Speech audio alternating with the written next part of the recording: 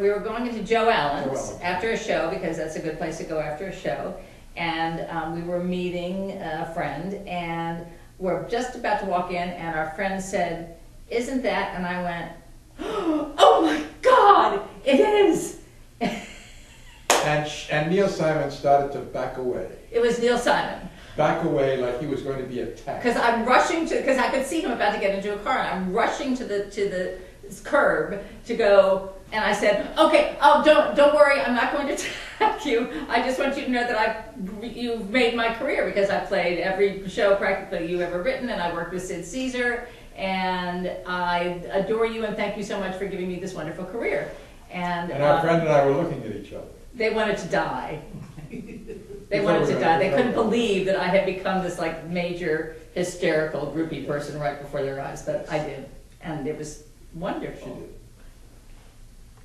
I actually got on a softball team. I joined the Big Apple Softball League, and my team, the Mad Dogs, won the 1983 league championship, so that was a real thrill. So this little escape also turned into a little bit of notoriety for me athletically. Mets or Yankees fan? Now, I'm from Baltimore, so I'm a lifelong Oriole fan. Sorry. It's okay. I hate both of those teams to death. Your favorite Broadway memory, or first memory of Broadway, or? My very first show was Sleuth. It was in 1972. It was with Anthony Quayle and Donald Donnelly, who had replaced Keith Baxter, and it was a phenomenal production and a great memory. I also can't let this go by without mentioning I'm a huge Stephen Sondheim fan, and I saw the original productions of Company, Follies, A Little Night Music, Pacific Overtures, and of course his masterpiece Sweeney Todd, which is probably my favorite of all of Sondheim's musicals. I also saw the revival of Moon for the Misbegotten with Jason Robards and Colleen Dewhurst, and that was a landmark. You didn't pass that one by. You stood in line and you waited to see that one. It was a phenomenal production. So, also two more, got to mention them real quick. James Earl Jones did King Lear in Central Park. That was fantastic. And my favorite Shakespeare play, Macbeth, was performed by Christopher Plummer. He did one hell of a job. So those are my great theater memories. Anything you miss about New York when you go back, or you lived there for quite some time, so the one change that happened while you were there that you wished had not changed, or? Well, they kind of Disneyfied it a bit. That's a sort of a double-edged sword, because 42nd Street was pretty trashy when I lived there, and you kind of avoided it. And you got to hand it to Disney for cleaning it up, but in a way they kind of went too far to the gentrification way. They kind of made it a little too clean and a little too spick and span. So it lost a little bit of the New York edge that you like to attribute to that particular area. But I don't think that's the only one. I really, again, I love New York, and I get back there every chance I get. When you and your four guys lived in that apartment, did you go out at night? Any nightlife you can talk about? Any parties? Any Studio 54s? Any Copacabanas? Anything like that? I wasn't really into the club scene. I wasn't really big into disco.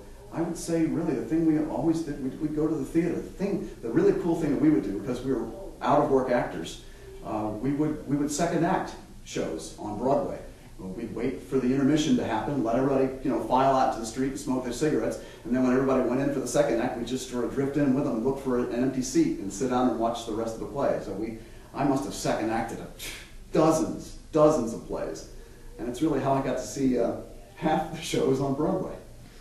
Do you have a personal story that's just the epitome of New York? Like you could just, it could only happen in New York. Well, I broke up a robbery. I broke up a purse snatching. I was working for the Theater Development Fund, which operates the TKTS booth, the half-price ticket booth in Times Square. And I was coming home from work one night, and I was walking down 8th Avenue between 43rd and 42nd Street. It was the middle of winter time, and I heard this woman yell out that her purse was snatched, and here the snatcher was running straight for me. So I played football in my younger days, so I actually lowered my shoulder and I submarined him, knocked him right off his feet. He fell ass over tin cups onto the sidewalk. The girl's boyfriend caught up with him, got her purse back, and wailed on the guy. I just got up and made sure that everything was under control, dusted myself off, and just kept going. Never even talked to them. And that's kind of a typical New York experience. So I was up there one time, and Mary had just started her act. She got through the first number, And in walked three ladies. They were Patsy Kelly, Ruby Keeler, and Alice Faye. Some of those names might not mean a lot to some of you people, but to me and to my generation, they meant a great deal. These three ladies came and sat down, and Mary finished her song, and she took the microphone and she went over and put it on their table and exited. Patsy Kelly told a dirty joke, and Ruby Keeler sang 42nd Street, because she was there doing them on the net at the time.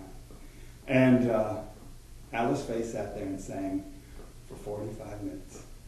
And the guy on the piano knew everything she made in the movies, and he just kept introducing, and she would pick it up. And the waiters sat down, everybody stopped serving. We just all sat down and had a mini concert. And that's so much like New York. To me, from the first time I went, now I lived in New Jersey, and Manhattan was about a half an hour away, so we had to take the Lincoln Tunnel.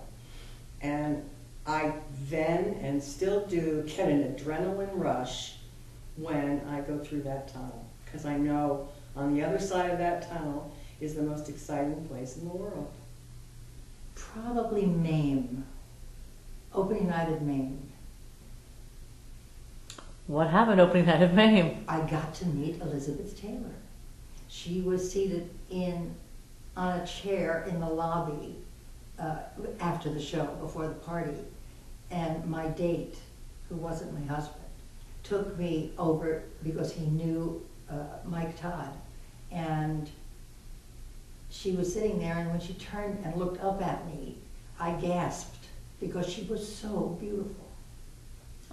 Okay, like I said, it's real important for us to go to Zabar's and to Ancient Age Bagels. When we go, we just have to do that. We're Now, foodies. there are no bagels like that, by the way, in the world, ever. They don't exist.